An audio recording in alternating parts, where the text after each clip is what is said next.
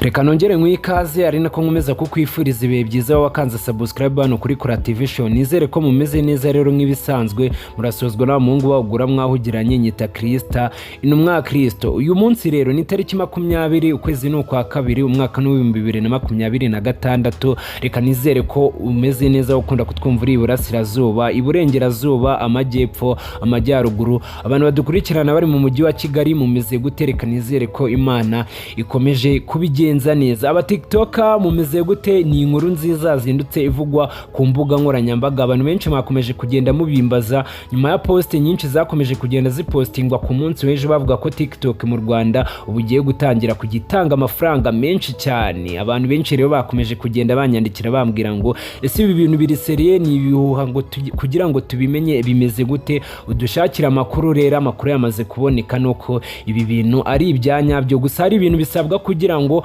uzatangire guhembwa. Nibyo bintu tugiye kugenda tuganiraho hano kuri Kuri TV show. Ese niki cyahindutse kuri TikTok kugira ngo abanyarwanda benshi muri rusange cyane cyane aba content creator cyangwa bamwe mu bantu bakoresha TikTok bazindukire mu byishimo bavuga ko leta y'u Rwanda bayisingiza bavuga ngo baratwumvise bidatinze? Byagenze gute rero? Nibyo bintu tugiye kugenda tuganiraho.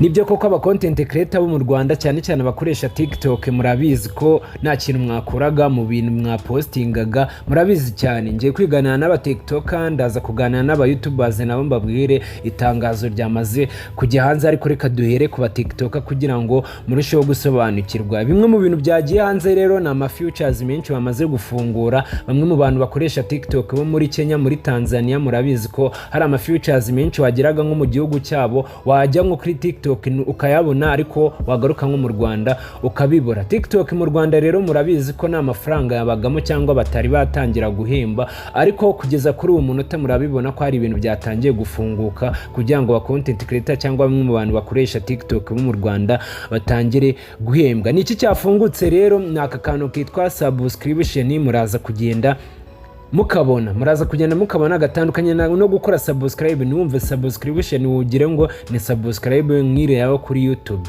Ndaza kugenda mbisobanura, gusa mbere yuko wenda tukageraho, kuko ibyo ni ibindi kugira ngo ugere kuri ako kantu hari step waba umaze gusimbuka. Nibyo koko TikTok mu Rwanda hari ibintu byamaze gufunguka kugira ngo aba content creator bo mu Rwanda bakoresha TikTok muzajye mubasha kubona amafaranga, nako tuzajye tubasha kubona amafaranga kuko nanjye ndayikoresha, ariko hari bimwe mu bintu naruzuza. Gusa nubwo nari ibintu bimwe naruzuza, hari ababyujuje. Abo babyujuje rero nibo tugiye kugenda tuganiraho 5 kuri 5 hano kuri Kuri TV show. Kugira ngo rero TikTok mu Rwanda wemererwe guhembwa hari step zigera muri 4 zamaze kujya hanze. Ngiye kugenda mbasomera, ngiye kugenda baganiraho hano kuri Kuri TV show. Ndaza kugenda mwihangane, ndaza kugenda ndeba mu itangazo ryamaze kujya hanze, ndebe uko bari kurivuga ngo kugira ngo wemererwe guhembwa. Rero step ya mbere no kuba umfite imyaka 18 kuzamura. Murabizi cyane imboga zose wajya gukoresha na YouTube, murabizi ko kugira ngo uploading ikintu murabizi hari step ugenda ukurikiza, ntabwo yemerewe kukireba ari munsi y'imyaka 18. Ibyo murabizi ntabwo ndaza kwirirwa ngibandaho cyane. Gusa kuri TikTok yonyine ngo kugira ngo wemererwe guhembwa no kuba uba ufite hejuru y'imyaka 18. Iyo ngiyo iyo step hari abantu igonga, kuko TikTok murabizi ko umuntu wese ushaka kuyikoresha araza akayikoresha, ariko mu buryo bw'ubunyamwuga, mu buryo bwo kugira ngo iguhembe no kuba ufite imyaka hejuru ya 18 kuzamura. Step ya kabiri rero no kuba ufite aba followers 10,000. Akaba rero step ya kabiri bamaze gushyira hanze kuba ufite aba followers 10,000 kabisa. TikTok itangira kuguhemba. Step ya gatatu nuko uba waragize views 100,000. Kuba ufite views 100,000 ntabwo ari total views kwa kundi ureba total views y'abantu bose bakurebye ngo uvuge ngo mfite 100,000. Kuba waragize video imwe mu minsi 30, at least mu minsi 30 y'abantu bakurebye 100,000. Aba content creator murabizi kuri TikTok umuntu akunda kugira views ukibaza ngo ese izi views ziri guturuka, ugashyiraho akantu ugahita ubona abantu 50,000 barakaribye. Ariko niba utaragize views 100,000 urumva ko iyi step yaza kukugora.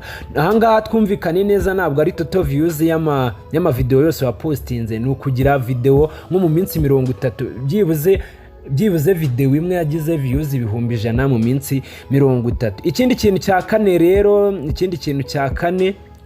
ikindi kintu cya kane turaza kuganiraho ngo TikTok ishaka izareberaho kugira ngo bakwemerere kubikuza cyangwa bakwemerere gutangira guhembwa aya mafaranga, nuko nyine uba utarishe amategeko ya YouTube, amategeko ya TikTok. Murabizi hari guideline cyangwa imirongo ngenderwaho ya TikTok na YouTube igira ibyayo, kuba utarapostinze ibintu by'ubusambanyi, kuba utarapostinze ibintu birimo ibintu by'amaraso. Murabizi cyane, ntabwo ari ibintu ndaza kugenda nibandaho. Niba uza gukoresha TikTok cyangwa warayifunguye biri aho ngaho ukumva ko uzajya ushyiraho, umenye ko hari ibintu batakwemera gushyiraho. Niba ubishyiraho umenye ko cyangwa uzabanza ujye gusoma guideline cyangwa imirongo ngenderwaho kuri TikTok kugira ngo ubashe kumenya ngo ese nkoze iki kintu nabanisha amategeko ya TikTok, ese byaba ndamutse na uploadinze iyi video cyangwa postinze iyi video byaba bimeze gute. Niba ukoresha TikTok ushaka guhembwa, banza umenye guideline cyangwa umenye amategeko ya TikTok yo kugenderaho, uvuge ngo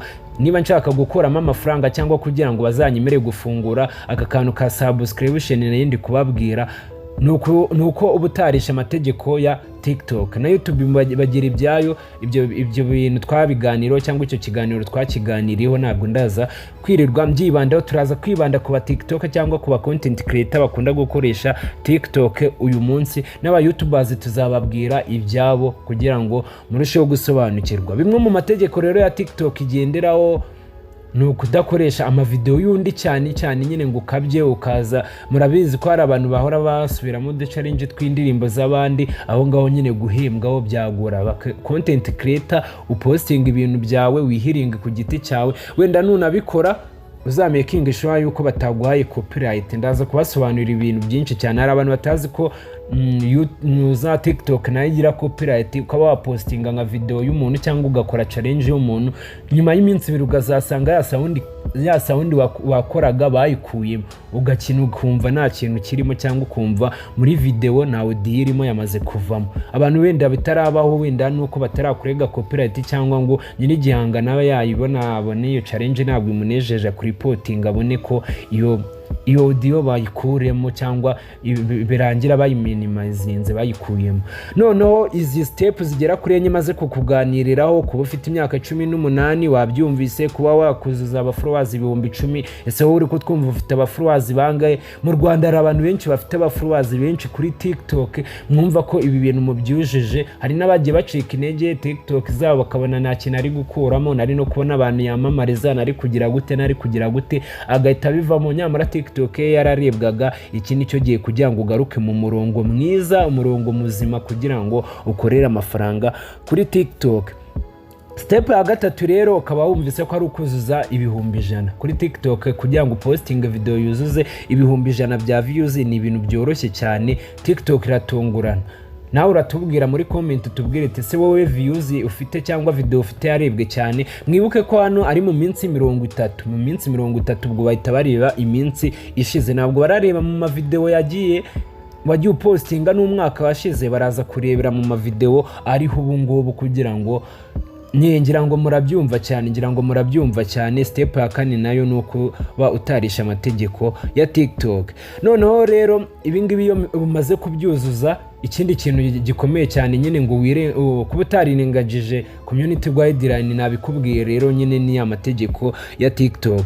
Aho ngaho umaze kubyuzuza niho bakwemerera gufungura aka kantu ka subscription. Aka kantu ka subscription ntabwo ndakabereka kuko njyewe mfite aba followers kuri TikTok 2,000. Urabyumva ko ndi kubura aba followers 8,000 TikTok yanjye itaratangira guhembwa, ariko ntibivuze ko ngomba kubagezaho amakuru y'ibiri kuvugwa kuko iki kiganiro nubwo kigiye guca kuri YouTube. Murabizi ko ndi mu content creator kuri YouTube, ariko ntabwo bivuze ko n'aba TikTok nabura kubabwira amwe mu makuru ndi kuronka cyangwa amwe mu makuru amaze kujya hanze. Ukuntu ibintu bimeze rero, abantu mwujuje bino bintu, wenda nari gufungura subscription ngakora screenshot record, ariko umuntu bizajya bicanga kugira ngo afungure subscription nzajya muyobora. Nicyo mbereyeho, ndi mu content creator, nagufasha wamamagara kuri nimero ya Creativation banapininze kugira ngo tugusobanurire, ariko ndaza kukubwira ukuntu bigenda. Abantu bakoresha TikTok ni TikTok isanzwe, apana TikTok Lite. TikTok Lite ntabwo ipfa guhemba cyangwa ntabwo ibikurikiza amabwiriza. Ni TikTok, hari TikTok ebyiri, hari TikTok Lite hari na TikTok yingi isanzwe nyine aba content creator mwese mukunda guhuraho. Niba ukoresha TikTok Lite wayifunga ugafungura TikTok isanzwe utitaye ku followers ufite, kuko n'ubundi nta kintu yazakumarira. Noneho ikintu gisabwa ni ukujya kuri TikTok muri dashboard ahangaha nyine bahita bakureka post wa postinze hari uturongo dutatu tuba turi hejuru mu nguni, ndaza kugenda nucaho nubereke, ariko ntabwo biraba ngombwa ko ngengera kuri subscription, kuko kugira ngo hagere ni ukuba wujuje ibyo byose. Nibyo koko mfite video yagize 172, ariko ndacyari mu followers 2000. Ubwo urumva ko ari ahantu nagomba kurenga. Nibivuze ko rero kuba nagomba kwarenga hari ababifite, abo babifite rero nibo tugiye kuganiraho. nawe utabifite gerageza ukore cyane paka TikTok yawe yujuje followers 10,000, kandi uharanire ko wakora nka video ku buryo yakundwa cyane ikagira views 100,000 mu minsi 30. Ibyo bintu rero iyo byujuje nibwo wemererwa kugera hari kuri subscription. Iyo umaze kugera hari kuri subscription rero ni iki? Ni uburyo abantu ubereka ukuntu bajoyininga. Wenda reka mfate wenda nk'umuntu ari hanze ashobora nko gukunda nka content nkora akaba yajoyininga muri subscription, akavuga ati kuri konti yanjye kuri ibi bintu nakoraga reka nemere ko havaho $1 risange kanaka.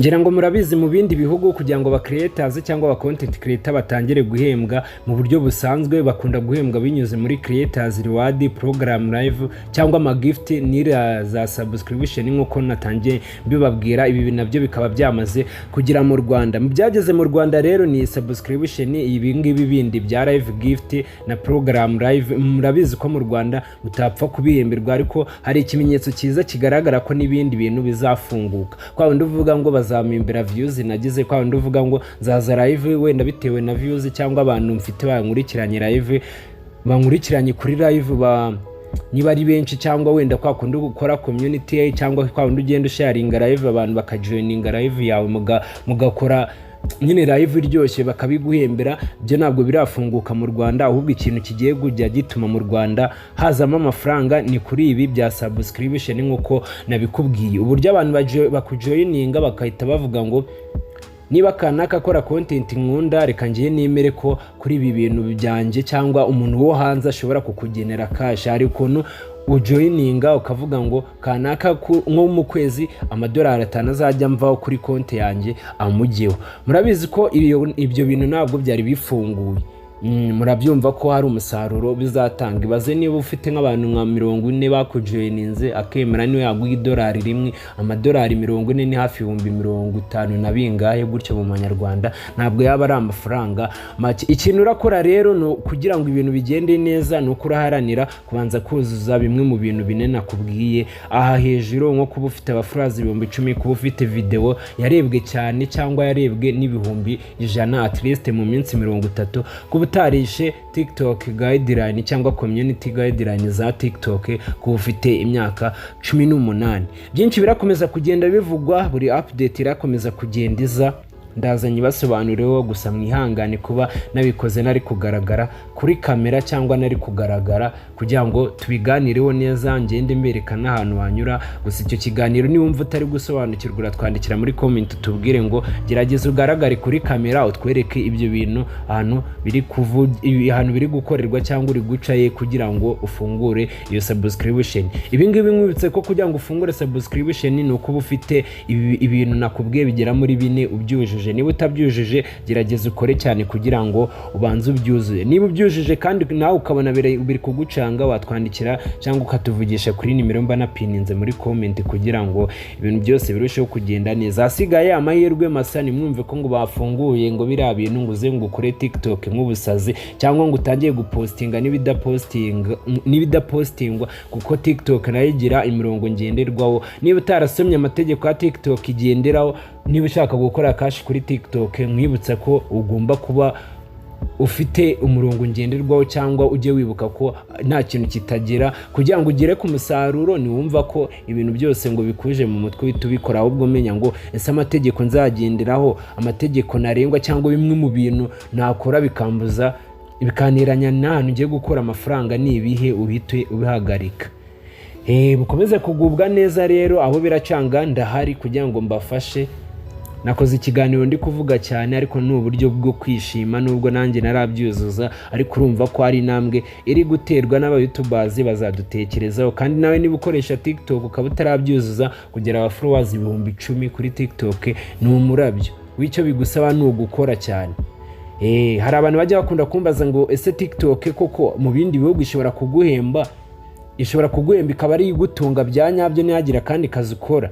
Bibaho cyane ariko bisaba gukora cyane. Abantu bakoresha TikTok murabizi ko uba ugomba guhora update uploadinga ku buryo ushobora no gushyiraho nka video 20 ku munsi. Ahangaha ahantu bitandukaniye na YouTube yo hari igihe bagwa limit, hari views, nako hari abasubscribe uba ugomba kuba ufite. Hari n'igihe YouTube kwihagarikira ikavuga ati uyu munsi uploadinze cyane, hari video utagomba kurenza. Ibyo bitandukanye rero na TikTok umuntu wese wishatse ahita ya-uploadinga, kubera ko ubuzi ko wafata igihangano cy'undi muntu ukakiganya uka-uploadinga, ariko YouTube yo murabizi ko ibyo ngibyo bidakora. Aba content creator bo kuri YouTube rero ntabwo nabibagiwe, amakuru turaza kumenya kuri YouTube cyane ko bari kutwigaho ku bintu bya monetization. Ibyo turaza kumenya byose turaza tubibabwira no kuri Kuri TV show. Icyo musabewe no gukomeza gukurikirana Kuri TV show, mukomeze kugubwa neza. Njye mvuga kuri mikoro ni wa Mungu wagura mwawugiranye, nyita Krista intumwa Kristo. Ciao ciao.